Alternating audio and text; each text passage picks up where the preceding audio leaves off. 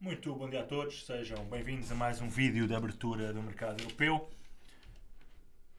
A sessão asiática desta madrugada foi marcada então por uma negociação mista, com os índices chineses a valorizarem, o índice japonês, do Vietnã e da Austrália a caírem na sessão de hoje.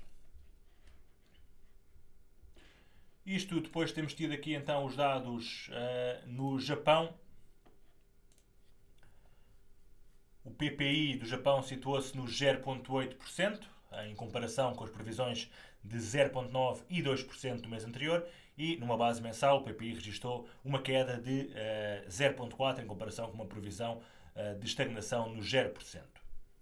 Notícias também que continuam a contribuir para o aumentar das tensões no Médio Oriente. Os Estados Unidos realizaram mais 2 ataques aéreos na Síria contra instalações utilizadas pelo Corpo de Guardas da Revolução Islâmica e do Irão e grupos aliados, em resposta também aos contínuos ataques às forças norte-americanas na Síria e também no Iraque. Na Europa o sentimento é misto, como estamos a ver aqui também no Market Watch. E nos Estados Unidos, para já, perspectiva-se uma abertura em ligeira baixa dos respectivos índices, com os futuros a negociarem então no vermelho. Numa semana em que temos alguns dados macroeconómicos importantes, a começar então pelo IPC. Portanto, hoje não há assim nada de muito relevante. Amanhã sim, o IPC então nos Estados Unidos, o índice de preços no consumidor a 1,5, referente ao mês de outubro. Recordar que a inflação permaneceu então nos 3,7 no mês passado, aliás no mês anterior, no mês de setembro, após atingir então o pico de 9,1 em junho de 2022, e a inflação subjacente diminuiu para 4,1 de 4,3 no mês anterior. Este mês o mercado prevê que a taxa global diminua então para os 3,3 em termos homólogos, com a inflação subjacente a manter-se então estável nos 4,1 e, portanto, a inflação continua a exceder o objetivo de 2% da Reserva Federal norte-americana.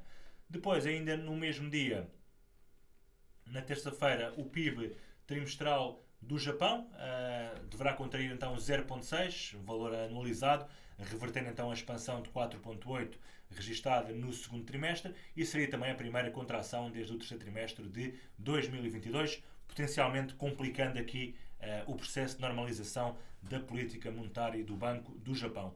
Numa base trimestral e em cadeia, prevê-se que a economia registre uma contração de 0,1 em comparação com o anterior crescimento então de 1,2. Depois, na quarta-feira, teremos aqui dados na China. Na semana passada tivemos aqui surpresas negativas do índice de gestores de compra, portanto o PMI de outubro na China, e os dados de inflação continuaram a indicar uma recuperação económica frágil na segunda maior economia do mundo, e, portanto, os dados fracos lançaram então dúvidas sobre a eficácia também de alguma forma dos esforços de política económica até à data, e também suscitaram apelos aqui a um maior estímulo por parte das autoridades. Teremos então as vendas a retalho na China, que se espera aqui um aumento para 7% em termos anuais, contra os 5,5% registados em setembro.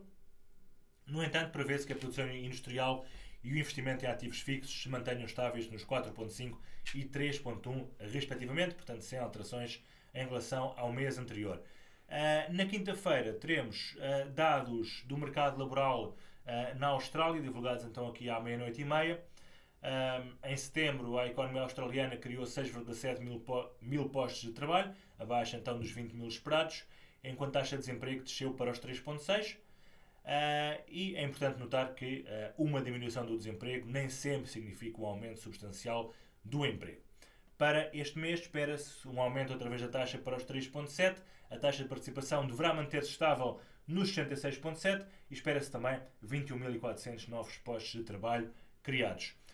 Por último, referir também que a earnings season continua e teremos esta semana dados de retalhistas, nomeadamente a Home Depot, a Target, a Walmart também, e também empresas como a Alibaba e a Cisco. Olhando aqui então para os mercados, começando pelas commodities, o petróleo continua a recuperar depois desta madrugada ter caído bastante, caiu aqui quase 1,5%. Entretanto, recuperou e está novamente a testar aqui valores de sexta-feira.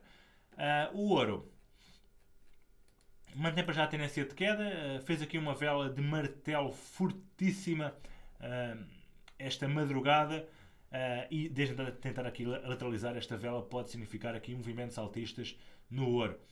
Teríamos que confirmar também se foi feito então com volume forte, para ter então mais significado. A prata continua a cair, está aqui para já numa zona de consolidação.